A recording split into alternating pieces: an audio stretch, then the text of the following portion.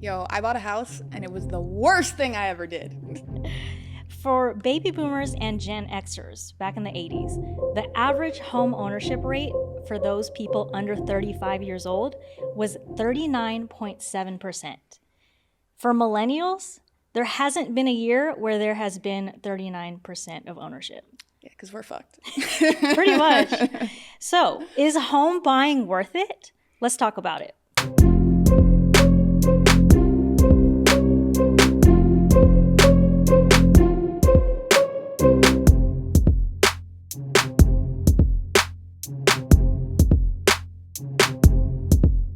Welcome to Net with Lizzy and Lissa, where we analyze hidden costs and empower you to make your own damn decisions in life. I'm Lizzy, a strategist and consultant with almost 20 years of experience across finance and investing. And I'm Lissa, an accredited financial counselor and a personal finance content creator. We're best friends who talk about money and everything else. Everything else. So first up, let's run the numbers on home buying. The median home price in 2024 across the country was $417,000.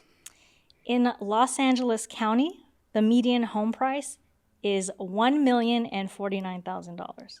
That's a big difference. That's a big difference. Yeah, we're struggling out here. It's real different.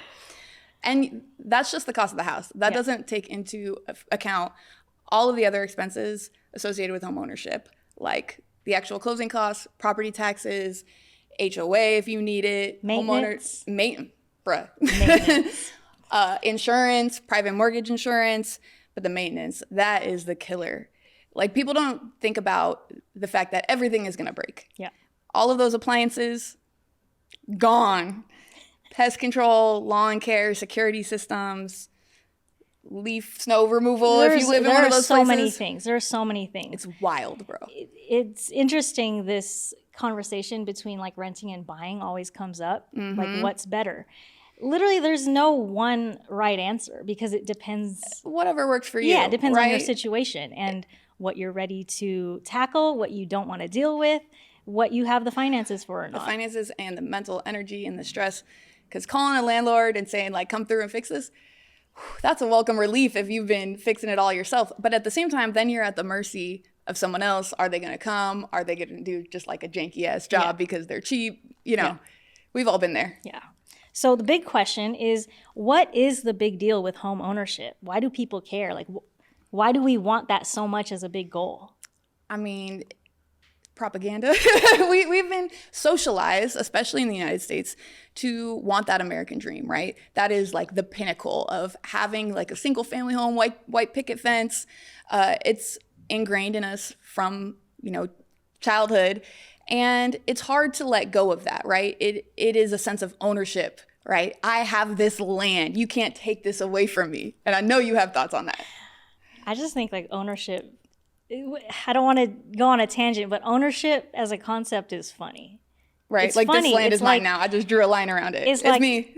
Yeah, there's earth. There's earth. And then like at some point everyone decided like we're going to carve out these pieces of land and that's mine, that's yours. Yeah, I got it. And then airspace, like who owns like airspace? It's the audacity, the audacity like to be like, this little plot of land is mine. I own it now. Yeah, and everything above, like everything above it is also mine. And then like mineral rights, everything below it. And we're gonna slice and dice this up because these are three different things. Yeah.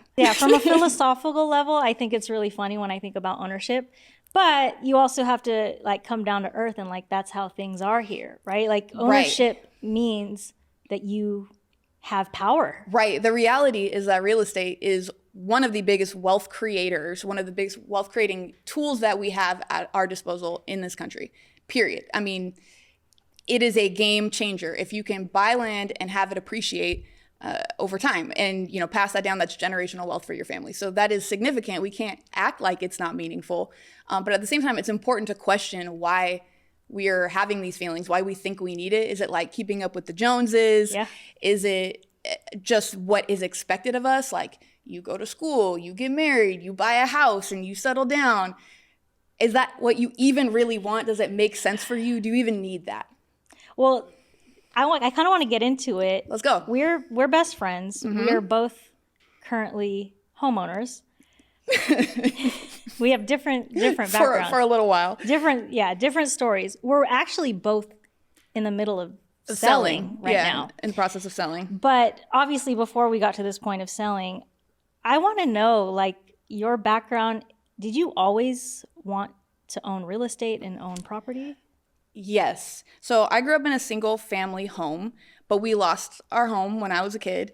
And so in addition to kind of the socialization, I was 9 years old.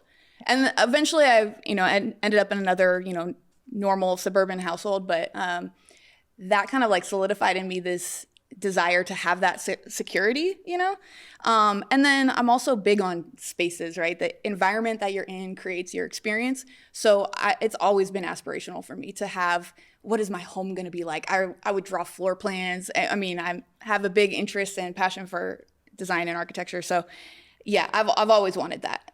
I've always been, browsing Zillow. I've always been on HGTV. It's been a big part of what I envisioned for my life. But growing up in LA doesn't mean that's going to be a reality, right? Like, Los Angeles. Wild. Median home price over $1 million. Over $1 million. And that's like a janky 50-year-old, 75-year-old house that, in an area you don't want to live in. Yeah. It's wild. I have an interesting, I guess, path towards home ownership. Yeah.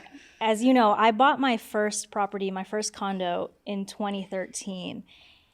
I was pretty much the only one in my age group and peers. Facts. We weren't even thinking about that. Yeah. And so now in hindsight, I reflect on, why did I even want to buy so badly? It ended up being a great investment. So the quick spiel is, for those watching on video, I have this huge binder here. I just found it. These are my documents from the first condo that I owned. I bought it, and then 3 years later, I sold it. This thing is It's thick. a lot of papers. It's really annoying. I don't know what to do with it. So trash it. You don't need any of that. Yeah, I need to trash it or shred it. I need to shred it. Shred it. Yeah. Shred it. So that process, I didn't know what I was doing.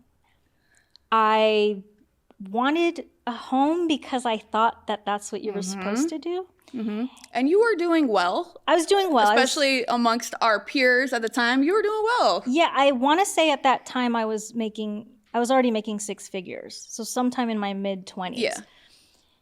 So I bought this place. I bought it for about $500,000. Mm-hmm. So $520,000. Yeah. Still pretty pricey, right? I ended up selling it 3 years later, and it had appreciated to north of $700,000. Mm-hmm. And that big jump in capital appreciation is what allowed me to get out of debt, pay off my student loans, pay off my credit card debt. I still had credit card debt back then. That was a life changer for you, for sure. Very big life changer. So I didn't actually go into it as an investment. No. Yeah, it just. But you also house hacked from the beginning. Right. Which, if you're not aware, that's when you buy a property and then you have roommates who supplement the rent, and so your own personal cost is much lower, and it's a form of investment. But just going to show, I stumbled into all of these things. Yeah. I never watched personal finance videos on the internet. I didn't know what I was doing. I just bought a place. It happened to work out. I rented some rooms out, had some roommates that lived with me. They paid me rent, which was part of my mortgage. But what I realized after selling that first place was the money that could be made in real estate. Mm-hmm. And it changed my perspective in seeing real estate as an investment rather than just this American dream type goal, which is, that's where the goal came from for me. I grew up in a household, both of my parents were immigrants from the Philippines. Mm-hmm. They both have these stories where they came to America with $20 in their pockets. And I'm like, for real, both y'all separately. They didn't immigrate together. They met in the U.S. But so they had these dreams to come to America, work really hard, save up, buy a home, own it, and then have enough money to give to their kids to go to college, and so that we could pursue the American dream. So I went into real estate because I thought that's what you're supposed to do, not because it was an investment. Then after that first, success story that I stumbled into by luck. It was kind of a struggle. Yeah. And you were in a situation where, I don't know that you had to sell, but maybe you had No, to I sell. had to sell. You had to sell. Because I had a layoff scare back in 2016. Thought I was going to lose my job. Started freaking out. Didn't know what I was going to do because I was cash poor. Yeah, I had sure. You had assets. Yeah, It was just I was illiquid. spending like crazy. I thought, oh, I have a house. I got it all. And I ended up having to sell. I don't know if you remember this, but when I was selling my place in 2016, I also didn't know about the selling process. I was just like, oh, cool. I'm going to sell it for like a $200,000 profit. But during that escrow, they found mold in my place. I had to do some renovations. The buyer wanted me to do them before we finished the deal. So I had to pay like $7,000 to get mold remediated and fix this whole wall. And I didn't have it. I asked Liz, let me borrow a couple $1,000. I got you, girl. And like to think that to even have friends that have a couple $1,000 laying around is like, I feel blessed and privileged to have that.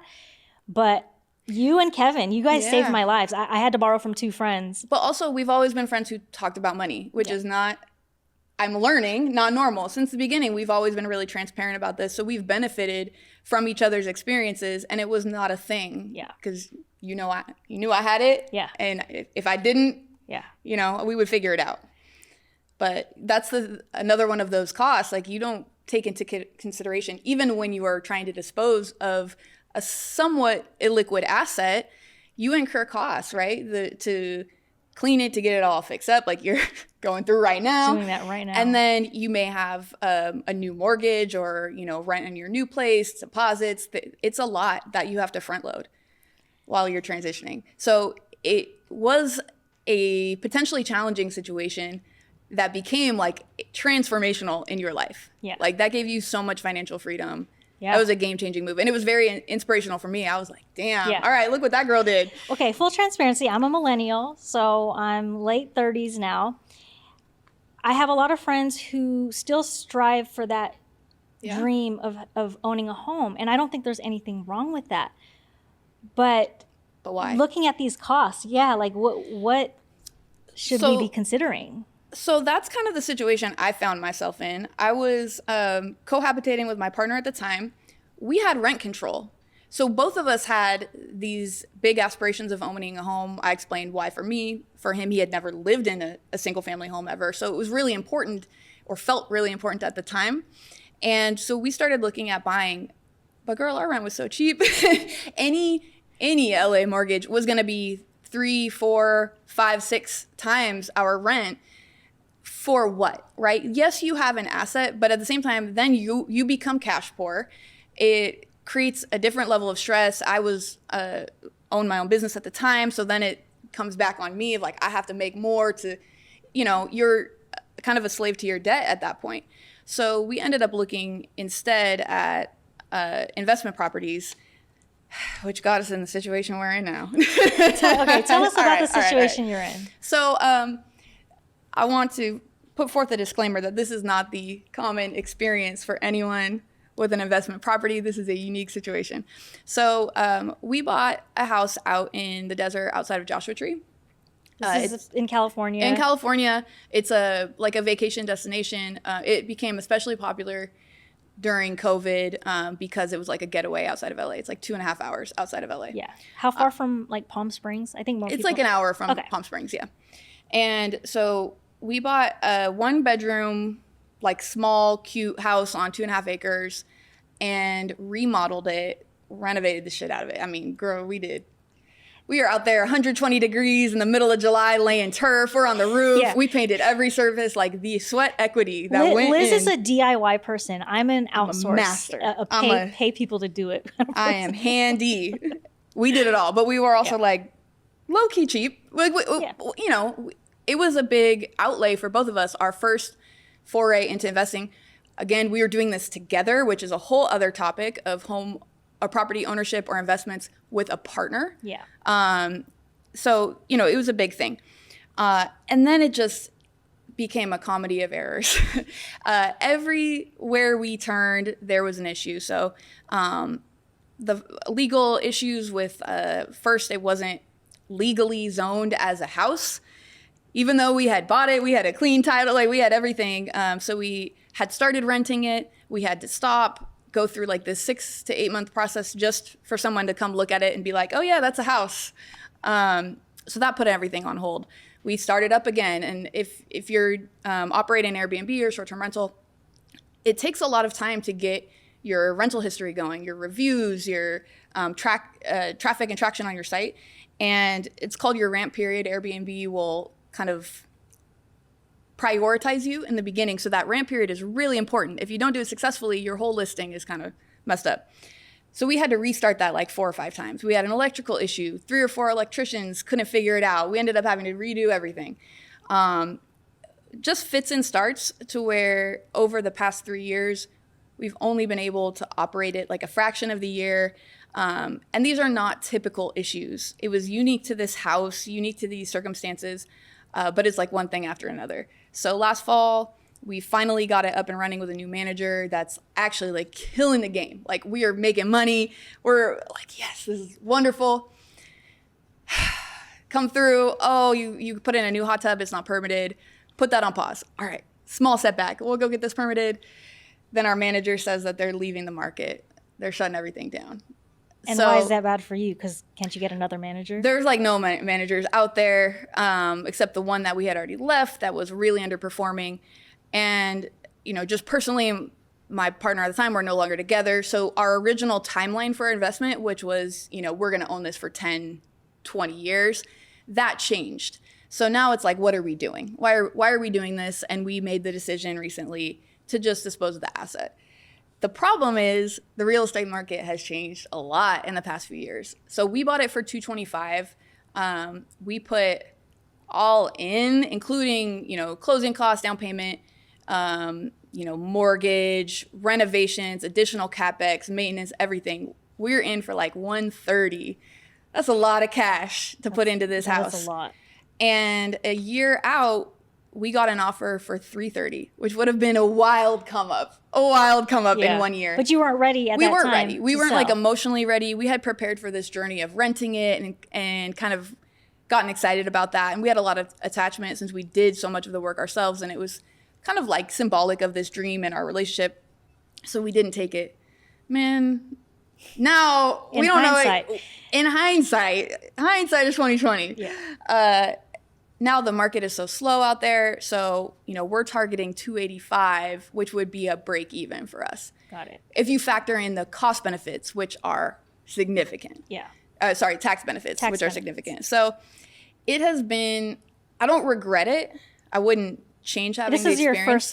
This is my first property. Yeah. I wouldn't change having the experience because of everything I've learned, and it was fun and it was a roller coaster, but man, fuck that house. Well, I'm glad you talked through that experience because, I'm a personal finance creator. There's good ones out there like me, but there are also bad ones. And a lot of times you hear about these glorious side hustles of like, oh, do Airbnb, buy a place for cheap or whatever, and like Airbnb it. And I'm sure there are a ton of success stories. I'm sure a lot of people make some great money from short-term rentals, but I don't feel like we hear enough about the not so great stories of not at all these struggles. And like you said, it was one thing after another, and that there was a lot of unique things about that particular house you bought. But I guarantee there's unique particular things about any house. Facts. Like I just told you, like I've dealt with mold multiple times in my properties. Right.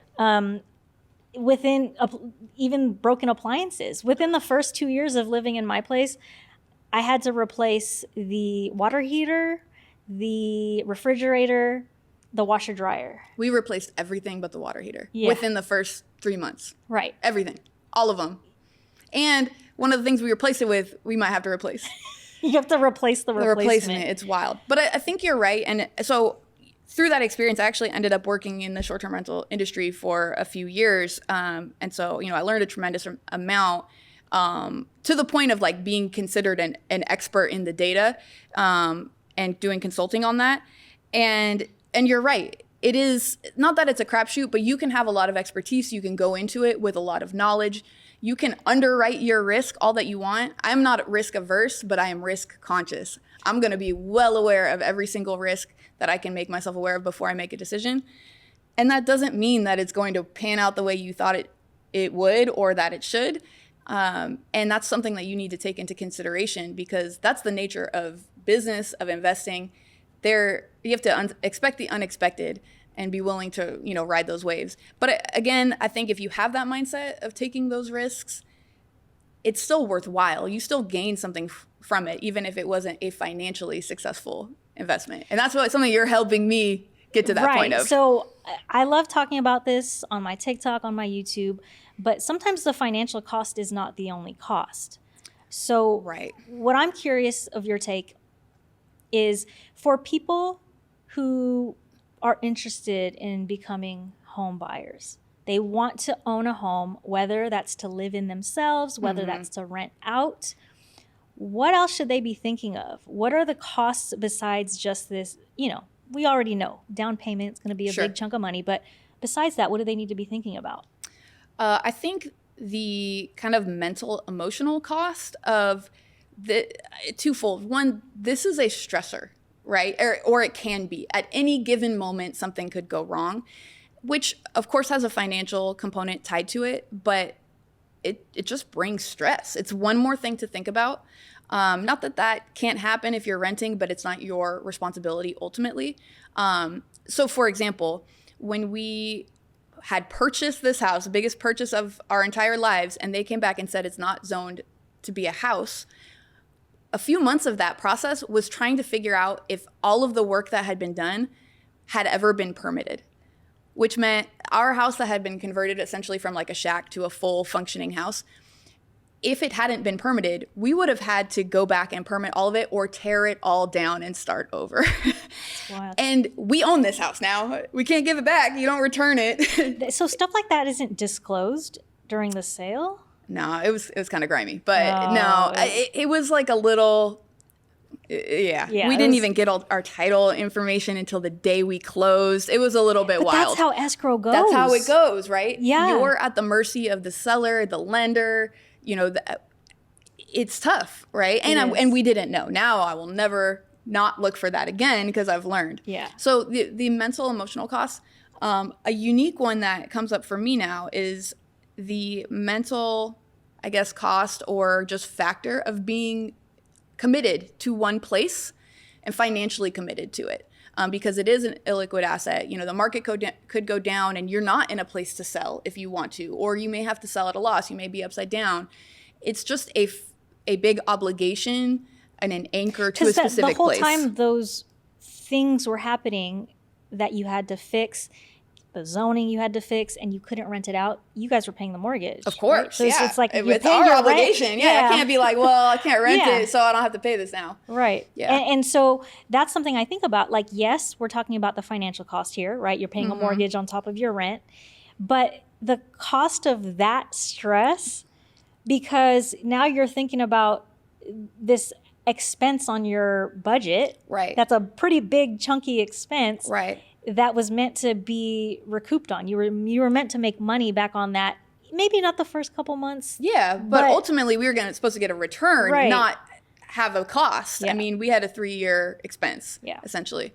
But also for me, knowing that I was pursuing it as an investor, the mental cost of that, which is my own issue, but like feeling embarrassed or feeling like, damn, like it's not doing what it's supposed to do. Man, because the best successes come out of the learnings you have from these. But you still experience those things, right? Yeah, you still feel the feelings. Yeah. It's valid. It's valid. What about you? What do you think are some of the other costs, the non-financial costs? I think you hit on it right there. The emotional cost, I think for me, the first place that I bought, I loved it. It was my first place. I thought I was going to pay off the mortgage at some point sooner than 30 years and just have it. Sure. But, I mentioned earlier, I felt like I was going to lose my job. I felt like I needed to sell this place, take advantage of the appreciation. And it was emotional for me to let let go of it because I lived in it. Sure. It was my first property.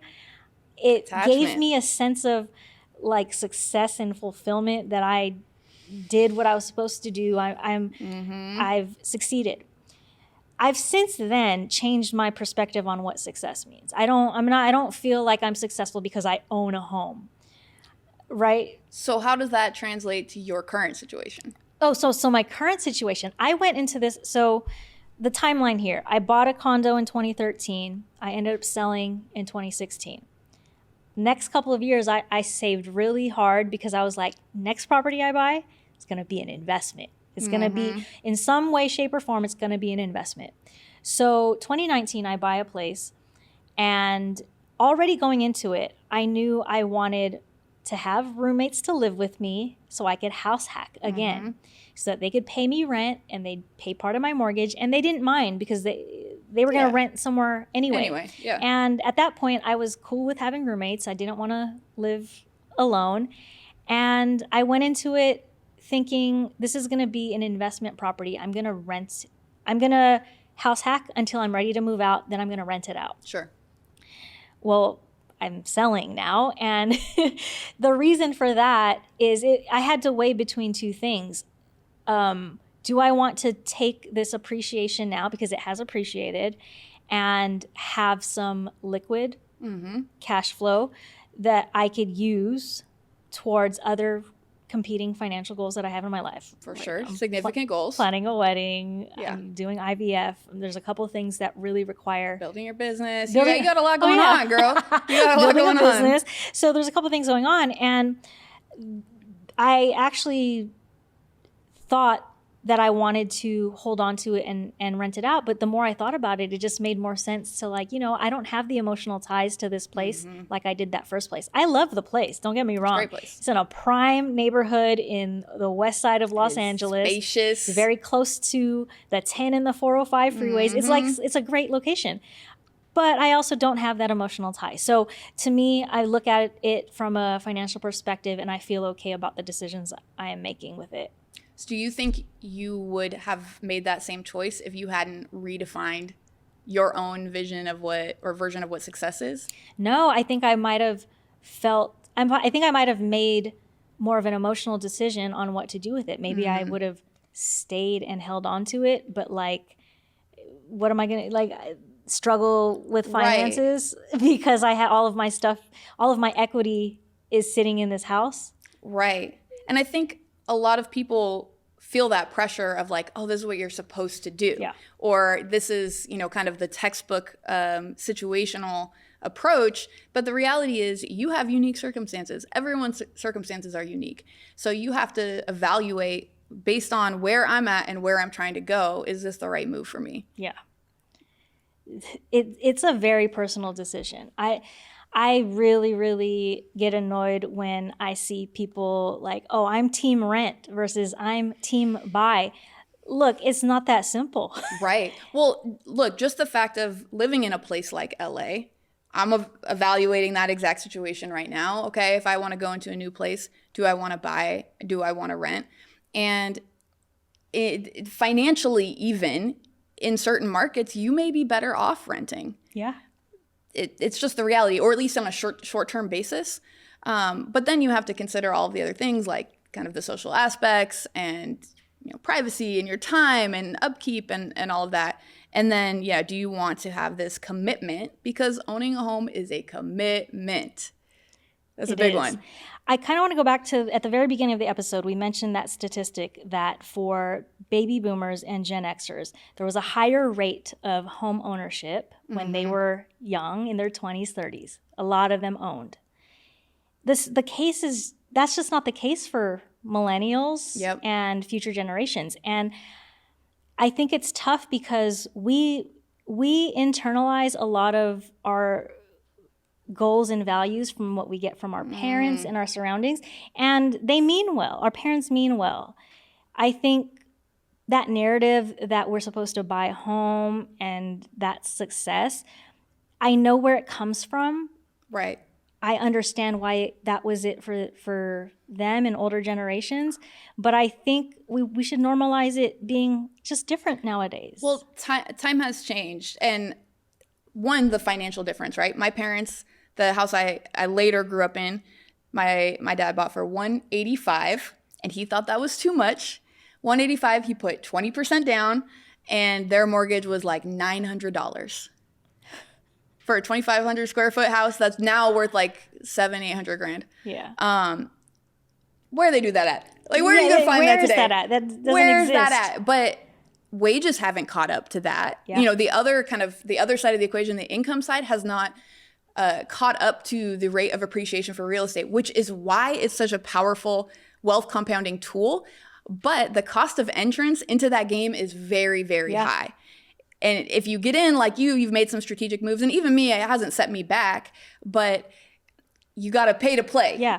But let me tell you, actually both times I've purchased property, but the very first time I bought too much house. I am very risk tolerant. So I'm willing to take risks with my money. For sure. Which can be a good thing and a bad thing, but I'm willing to take risks. I stretched my dollar out. I did things that I don't suggest to people. You know, I'm a financial counselor. I've done things that I don't advise. That I don't advise other people to do. I really don't. But if you understand the pros and cons, what the risks are, like sometimes you have to make those big moves. You got to make moves. You have to make moves. So I've never put 20% down on a property. I've put 10% down and 15% down. When you put less than 20% down, typically you have to pay mortgage insurance, which is an additional expense. The first time I purchased, I was really, really pissed that I had to pay this because I didn't know what it was until after the fact. When they were like, oh, this is an extra $300 you have to pay. I'm like, for what? What am I paying for? Oh, just, because you don't have enough of a down payment. Right. Insurance to securitize your investment. And I was pissed. I've had a weird roller coaster relationship with private mortgage insurance. That's what it's called, PMI. Because then after that, I was like, I'm never getting PMI again. I hate it. And even when we had this conversation. I advised Liz against getting PMI. And I was like, do not ever do that. It's like the most annoying thing. I don't believe that anymore. I think when you go into it, when you run the numbers, it's a tool that might allow you to purchase before you can put 20% down. Right. My second place, I ended up putting 15% down, but it was a loan that didn't have PMI. Okay. So it just depends on the bank that you're getting your I remember mortgage from. having this conversation. And so we ended up, even though it was for my partner and I, it was actually our first home, we got a second home loan because it wasn't going to be our primary residence. And so it was 10% down. So we still had to pay PMI. And I remember having this conversation and being like, okay, the additional for a mortgage that low, I don't know, it was like $60 a month. Yeah. To pay $60 a month to be able to make this investment versus not being able to make it at all because I don't have 20%, it was a no-brainer to me. Yeah. It's kind of like just a fee or a cost to play, right? Yeah. But you have to consider it that way. It is a tool that you can use appropriately or not, but you got to make those decisions for yourself. Yep. So we're moving on to the 20 cents segment. 20 cents is the segment of this show where both Lizzy and myself, Lissa, we each get 60 seconds to give our 2 cents on today's topic, whether we think it's a net positive or a net negative. Where does 20 cents come from? Because you get the opinion of 2 dimes. I know, we thought we were something when we thought of that. So, Liz, is home buying worth it? I'm going to give you 60 seconds starting now. For me, in my life right now, home buying is not worth it. Because I don't know where I'm going to be in the next year, 2 years, 3 years, 5 years. So the commitment and the cost associated with that just does not make sense, right? I don't have the stability and the direction to make those choices. And in addition, I've got trauma from my first experience.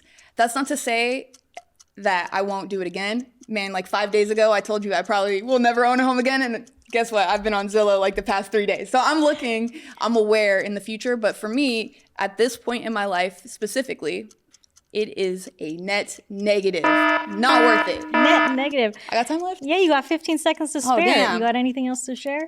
In the meantime, no, that's all I got. All right. I'm just quick with it. Nice.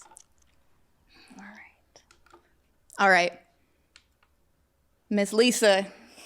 Yes. Is home buying worth it? All right. This is going to be a tricky answer because, as I mentioned, I sold a property. That is what allowed me to get out of debt. Super grateful for that experience, but it was stressful as hell. I'm currently selling my second property. So, in a couple weeks, couple months, I'm not going to be technically a homeowner anymore. I had a great experience this time because I house hacked, and I also am going to make profit from the appreciation. A lot of profit. A pretty legit profit. Yeah, 15. I know. You see, I'd be talking too much. So is it worth it? Is home buying worth it? For me right now, even though I'm selling at this point in time, it's a net positive for me. It's a net positive. It's going to be on my list of things to do after this sale goes down. That's fair. All right. Remember, this is what we think at this moment in time. Because these decisions, whether you think it's net positive or net negative, it's dynamic. It changes. Can't nobody make the right decision but you and yourself. So, what do you think? Is home buying worth it for you? Better decide for yourself. So hit us up. Let us know what you think. DM us on Instagram at netnetpodcast or email us at hi@netnetpodcast.com. And if you want to follow us individually, you can find us at... I'm at Wealth for Women of Color on TikTok, YouTube, and Instagram. No spaces. And I am on socials at Live Well Lizzy with underscores in between. That's where you can find me. Hit us up. Let us know. Is home buying worth it? All references, statistics, and resources mentioned can be found in our show notes. This podcast is for educational, informational, and entertainment purposes only and should not be constituted as financial advice. Remember to always do your own research, consult a professional as needed, and feel empowered to make your own damn decisions.